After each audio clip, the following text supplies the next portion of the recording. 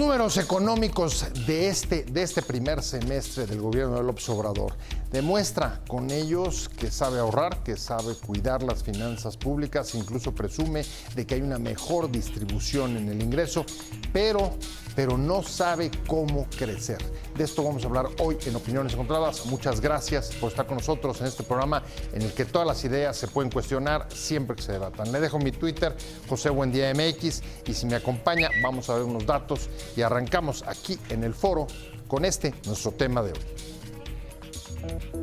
Las cifras económicas en el primer semestre del gobierno y su significado marcaron el primer informe del aniversario de su triunfo en las urnas. El informe de esta semana en el Zócalo fue sobre todo político, dado que la obligación constitucional de rendir un informe de gobierno con datos verificables ocurrirá el 1 de septiembre. No obstante, ofreció datos sobre la marcha de la economía, como había prometido, que es una de las mayores preocupaciones por la desaceleración económica y su impacto sobre el empleo. En su discurso hizo diversos tipos de observaciones. Primero, declaraciones generales como asegurar que está en marcha la transformación de la vida pública. Segundo, una lista de acciones en materia de austeridad, leyes aprobadas, reducción de salarios, desaparición de unidades de gobierno. Tercero, aseguró que el huachicoleo se redujo 94% con ahorro de 50,000 millones de pesos. En la presentación de los datos económicos en el informe que dio el lunes en el Zócalo, el presidente López Obrador dijo: hay equilibrios macroeconómicos. No crean, lo disfruto porque ayer fue como para decirle a los expertos, con todo respeto, tengan para que aprendan. 2. Durante la enumeración de decenas de avances de su administración, López Obrador destacó algunos en materia económica. No hemos aumentado impuestos en términos reales y no se han creado impuestos nuevos. No ha crecido ni crecerá la deuda pública. La inflación ha bajado de 5.3 a 4% en comparación en el mismo periodo del año pasado. ¿Cuáles son las expectativas en el desempeño de la economía? ¿Hay posibilidad de continuar con el crecimiento del 2% que venía registrando? Muchas gracias por estar con nosotros en Opiniones Encontradas. Vamos a hablar de los datos, de los principales datos económicos que dio a conocer el presidente el pasado lunes en su informe en el Zócalo, un informe que, aunque político, fue pródigo en la cantidad de datos económicos que al día siguiente comenzaron a tratar de ser verificados en buena parte de los espacios informativos. De lo que ahí dijo, por supuesto, llama la atención el reconocimiento, aunque fue de lo menos destacado, de la falta de crecimiento en este primer semestre. Pero para entrarle a este análisis, me da muchísimo gusto que esté con nosotros José Luis de la Cruz. ¿Cómo estás, presidente del IDIC? Muchas gracias. Gracias por la invitación. Un placer, como siempre, tenerte con nosotros. Gracias por la invitación. De verdad. Y, como todos los miércoles, Fausto Barajas. ¿Cómo estás, Fausto? Bien, Pepe, José Luis, buenas tardes. Buenas tardes al auditorio. ¿Contento? ¿Todo bien? ¿Optimista? Realista. Como siempre. Pues arranquemos. Y la verdad es que no puedo dejar de hacerlo sin una declaración del día siguiente del informe, en el que después de la larga lista de datos económicos y de acciones que dio el presidente, dijo: y estos datos, ahí los dejo para que, así dijo, hacia los expertos, tengan para que aprendan. ¿Cómo la ves, José Luis? Bueno, yo creo que... Es decir, trae pleito casado con los periodistas y con los que han hecho pronósticos sobre los datos económicos, y lo que él dice, ahí está, no están diciendo lo que realmente está pasando. Mira, yo creo que el presidente intenta presentar su realidad en el sentido de que lo que busca es generar nuevos paradigmas, es decir, poner sobre la mesa los criterios que él considera deben de ser bajo los cuales se rija a partir de ahora la economía mexicana, el análisis, y con ello acotar un tanto el debate. Sin embargo, desde mi punto de vista, hay dos elementos que muy claramente se están saliendo de ese encuadre que intenta hacer el presidente. El primero es el crecimiento económico, es decir, uno no puede iniciar el análisis de la evolución de cualquier país sin ver cuánto está creciendo, porque en estricto sentido eso lo que refleja es la capacidad de generar riqueza, la capacidad de generar oportunidades porque las propias necesidades de crecimiento de la población, las propias necesidades de ir avanzando requieren crecer. Entonces, cuando nosotros observamos que el número concreto generado por las estadísticas oficiales es un crecimiento de 0.4% en promedio. Que son los primeros 3-4 meses del año, entre diciembre y abril, que ya tenemos información del INEGI, es 0.4. Asociado con eso, ¿qué está? El empleo. Y aquí ya hubo un profundo debate en donde si Jóvenes Construyendo el Futuro, si el programa de Sembrando Vidas o empleo o no. Yo creo que es muy claro que no es empleo formal, es ocupación, como lo puede ser la informalidad. La informalidad te da una ocupación, más no es empleo formal. Bajo las cifras del IMSS, que legalmente tienen el elemento bajo lo que se debe considerar empleo formal, lo que hoy tenemos es, entre enero y mayo de este año se generaron 303,000 empleos formales. ¿Qué pasó en diciembre? Se perdieron 385,000. ¿Esto qué implica? Los primeros 6 meses de la administración, lo que tenemos es una pérdida de 75,000 empleos formales. ¿Qué otra implicación tiene esto? 5 meses de actividad económica no fueron suficientes para reponer lo que se perdió en un solo mes. Podemos decir que en diciembre estacionalmente siempre se pierde empleo, pero el punto aquí es que el vigor de la economía es tan bajo que en la parte de empleo, que la implicación directa es que el empleo es el ingreso con el que nosotros, cualquier persona va a dar bienestar a su familia, no se está generando. Yo creo que esas dos variables. No podemos pedir que haya inflación si no hay consumo. Pues evidentemente, el tipo de cambio, bueno, sí está más bajo que al inicio del sexenio, pero el problema es que 2 meses antes el tipo de cambio se disparó y luego como que se redujo. Entonces, lo que nosotros podemos plantear en términos de crecimiento y empleo es que las cosas no van bien. A ver, yo creo que es muy interesante, Fausto, lo que plantea de entrada José Luis, esta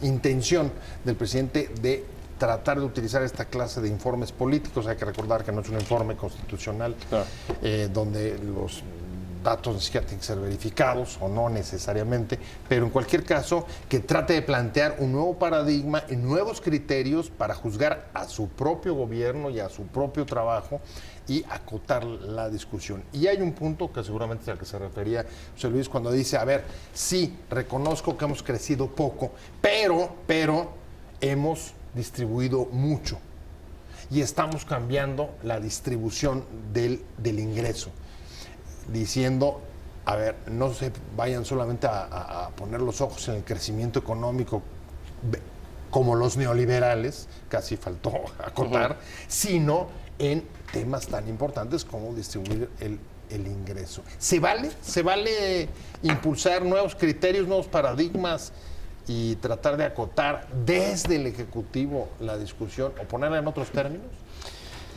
A ver, te llama la atención, como dices, es un mensaje político lo que dio el presidente de la República. Yo creo que la mayoría de esos datos, con la narrativa que él quiere dar, yo creo que muchos de esos datos, fuera de toda perspectiva, poco sólidos o poco robustos, construyendo cosas que ha sido poco el crecimiento, pero a ver, si lo empiezas también a medir contra promesas, bueno, pues está quedando de ver casi 3 puntos y ya considerando el crecimiento bastante robusto, porque ahorita la última encuesta del Banco de México estaba en 1.3, ya varios analistas te pueden poner hasta en 0.5 de crecimiento en el mejor de los casos.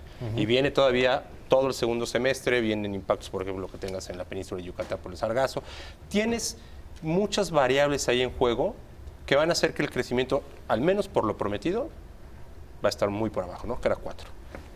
Todavía del 2.5 que tenías en los criterios para el PEF de este año, los criterios económicos de este año, estás ya casi vas a estar 2 puntos abajo, vas a acabar creciendo, si bien te va a medio punto.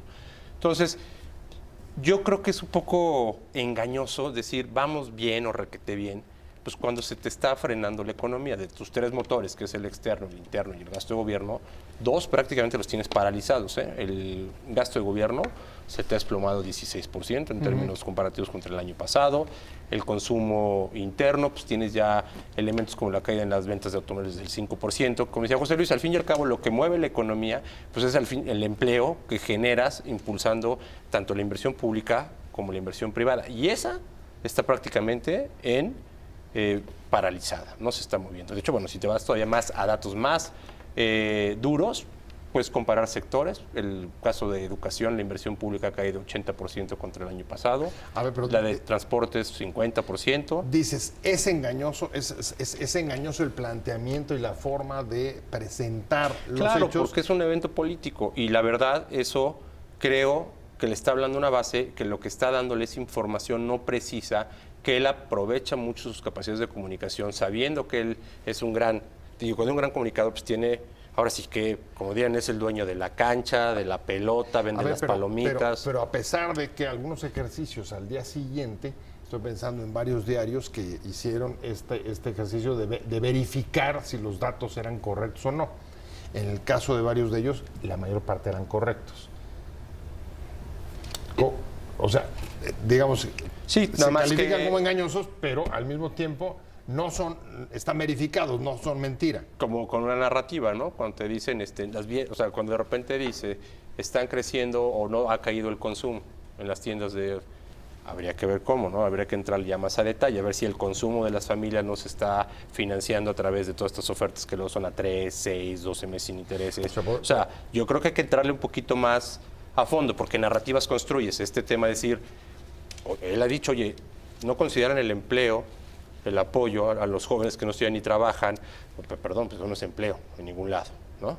No hay recesión, técnicamente no hay recesión. Digamos que entonces estamos ya no solamente en el mundo de las cifras, en los indicadores, sino en el significado de cada uno de ellos y en la manera como se están tratando de manejar. Regreso contigo a entender justo los números que ofreció el presidente en el pasado informe, en los números económicos, y ahí decía, voy contigo, José Luis de la Cruz, presidente del IDIC, decía, ha mejorado la distribución del ingreso en este país.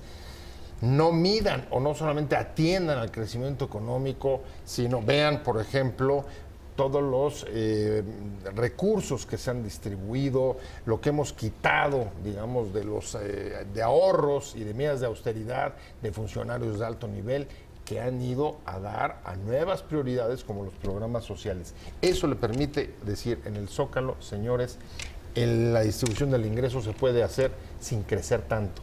Digamos que en contrario al paradigma de los últimos años que siempre fue crece y luego distribuyes. ¿Cómo lo ves? Bueno, lo primero para decir que ha mejorado la distribución del ingreso, una de las medidas que es el coeficiente de Gini, no tenemos esa medida. Es decir, en estricto sentido, con base metodológica, no podemos nosotros aseverar que ocurrió eso o que no ocurrió. Podemos generar una narrativa en decir, a ver, ¿hubo un aumento al salario mínimo? Sí. ¿A cuánta gente impactó ese aumento en el salario mínimo? Lo único que podríamos mencionar es que en el sector formal de la economía que está registrado en el IMSS, menos de 200,000 personas ganan ese salario mínimo. Lo que podemos ver en las cifras del INEGI, de acuerdo a la encuesta de ocupación y empleo, es que creció el número de personas que ganan un salario mínimo o 2 salarios mínimos, pero los que ganan más de esa cantidad vienen a la baja. Entonces, esa situación de mercado laboral, junto con el hecho que sí sabemos de que cuando una economía se desacelera, genera efectos adversos sobre el bienestar de la población, lo que al final del día ponen en balanza, o van a poner en la balanza, es estas medidas sí de mayor gasto social, pero que al mismo tiempo se van a enfrentar a las medidas de restricción económica, de efectos colaterales por esta desaceleración, por esta falta de inversión, por estos generación de empleo de menores salarios. En términos netos, cuando tengamos las medidas de distribución de ingreso que mide Gini o las medidas de bienestar a través de la medición de pobreza que realice Coneval, es en donde vamos a tener medidas objetivas, estado por estado, por lo pronto, de qué pasó. Por lo pronto lo que dices es una narrativa construida en función de estimaciones, proyecciones y digamos cálculos. Políticamente es una buena narrativa, sí, hecha evidentemente para un evento político, pero que todavía va a tener que pasar por las medidas científicas y objetivas. Ahora, junto con eso, otras de las cosas que resaltan, Fausto, es decir, a ver, pensaban que íbamos a ser un gobierno gastalón, que íbamos a derrochar. No, en absoluto. Somos más austeros que los últimos 5 gobiernos. Hemos podido ahorrar una cantidad enorme en recorte de programas, ataque a la corrupción, 113,000 millones en licitaciones que hemos cortado. Ahí están todas las de salud. Y además hemos contenido la inflación y la estabilidad. La hemos sabido cuidar como pocos. No hemos endeudado al país. ¿Te parece que, digamos, en el contexto actual de desaceleración, esas son buenas noticias? No, a ver, esa es una historia, ¿no? Platicada. O sea, yo no veo datos datos así verificables de combate a la corrupción. No ves claros en términos, déjame decir, procesados por el pasado. No hay, ¿no? Segundo, tampoco es que hayas implementado lo que ya estaba, que era el Sistema Nacional Anticorrupción, tampoco ves avances. O sea, no hay cosas concretas de medir en términos de corrupción. Apenas empieza el gobierno. Recordemos que el gobierno pasado, los primeros escándalos de corrupción o presunta corrupción se dieron hasta el 1.5 años. Entonces, como dicen, vámonos despacito, ¿no?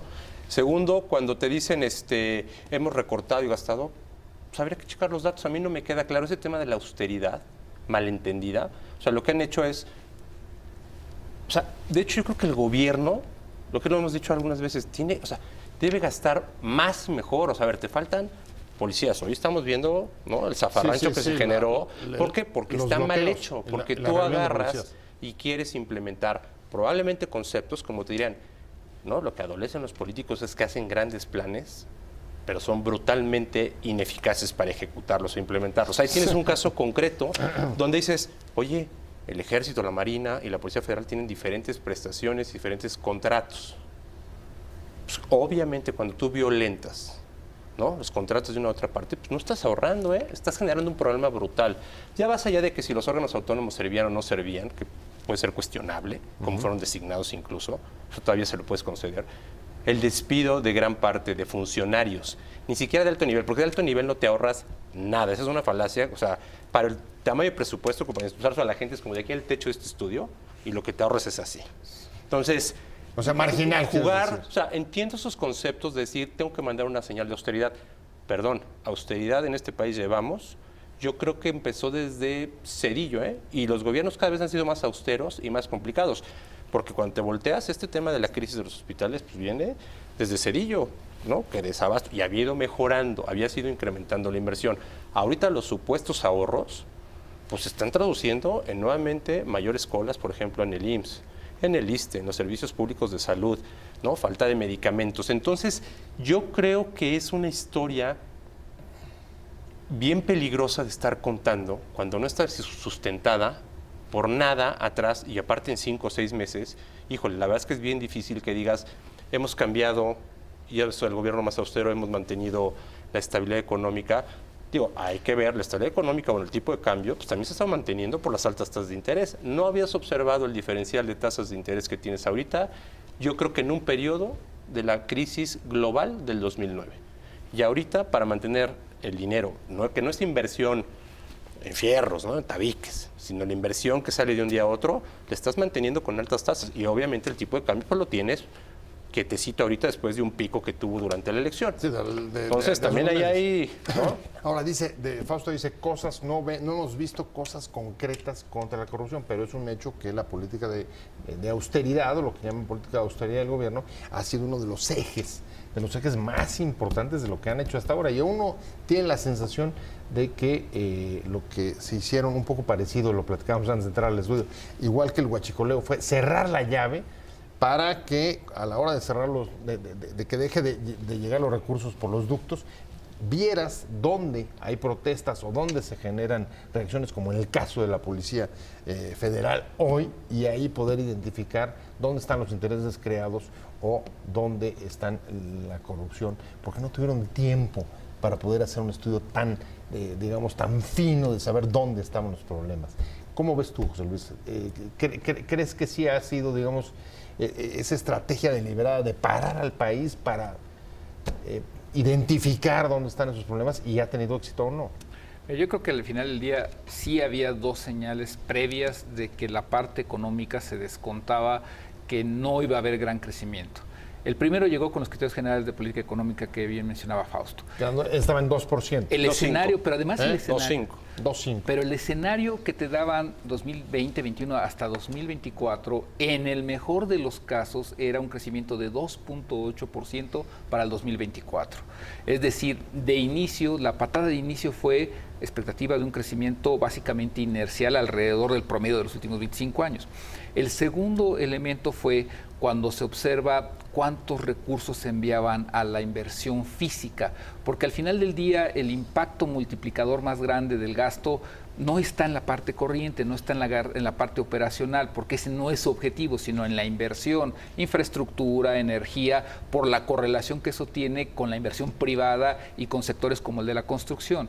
Cuando se observó que eso iba para atrás y que ahorita hay una caída de más de 16%. Lo que decía Fausto, 16% de la inversión física. Física en infraestructura. Entonces, cuando observas eso, evidentemente que lo que se tiene que descontar es que la prioridad no era el crecimiento económico. Ya descontaban que iban a emplear acciones como lo del huachicol y como ir cerrando algunos elementos de crecimiento económico para detectar la corrupción y las fugas. ¿Por qué? A ver, pero aunque no haya sido prioridad el crecimiento económico, de 2 o 2.8 los siguientes años a 0.4, estamos en un tema. Pero sí hay una caída importante y ese ya no es crecimiento inercial, ¿o sí?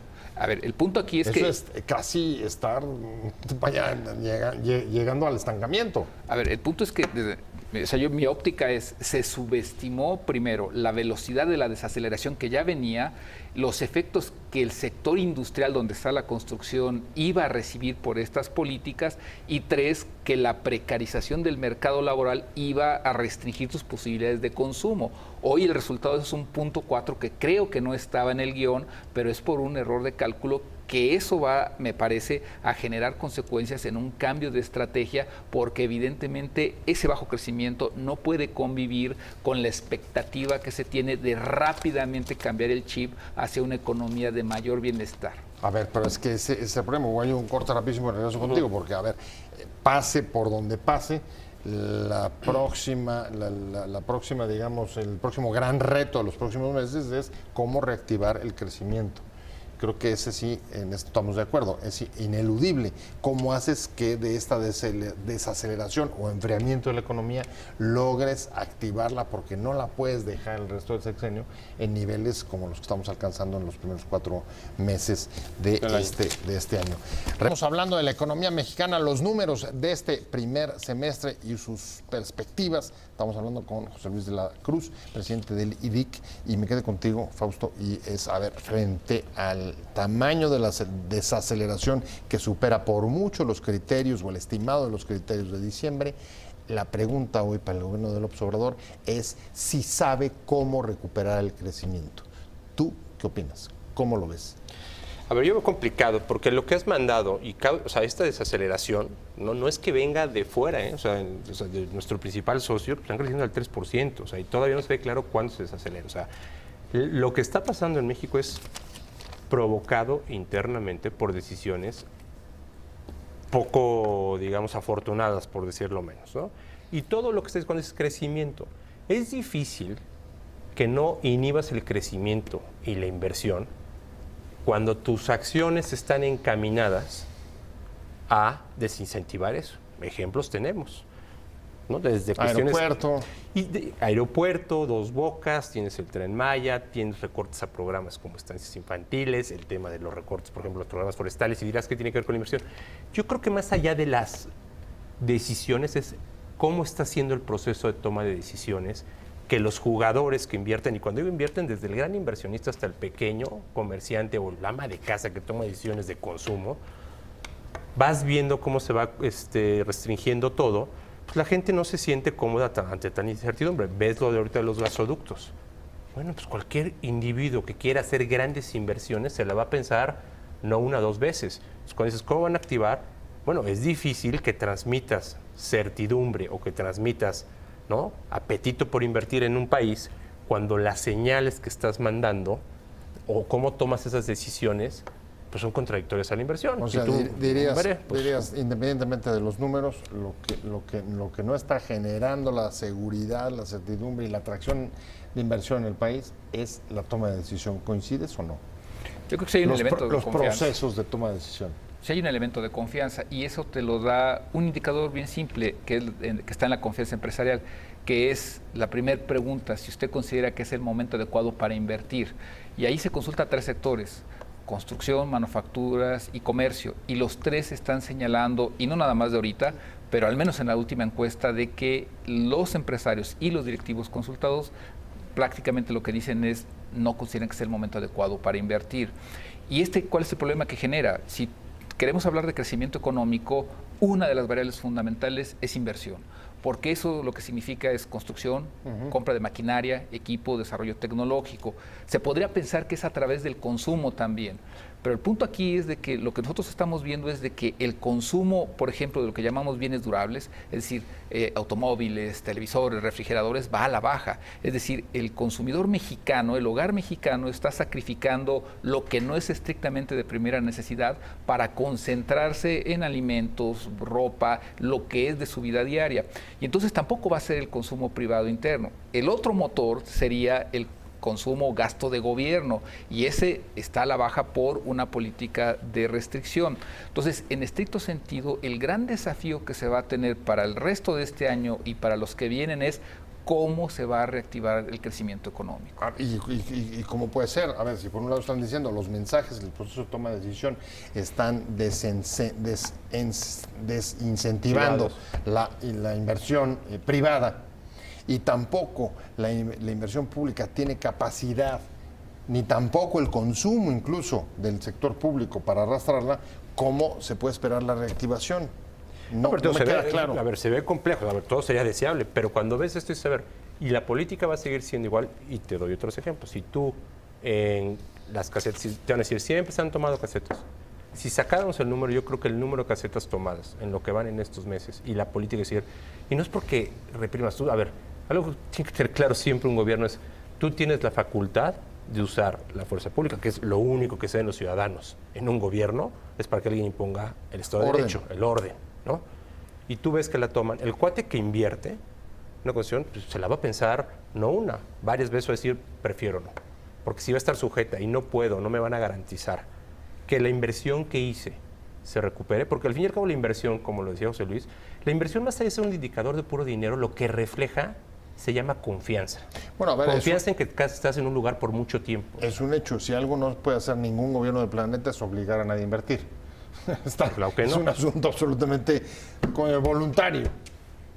La toma de, por ejemplo, de Michoacán, de las vías de ferrocarril, pues duró creo que un mes o dos.